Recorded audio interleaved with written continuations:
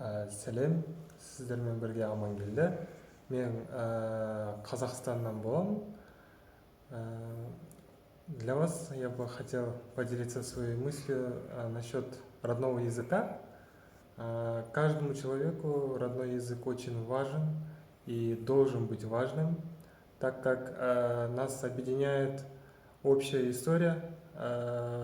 У нас у всех, наверное, постсоветских странах и странах субъектов России есть одна и та же проблема, которая привилегия одного языка. Вот. Поэтому в силу нашей исторической данности у нас в стране есть такая ситуация, но все же каждый человек должен знать свой язык, потому что это язык, который соединяет нас и дает нам единство.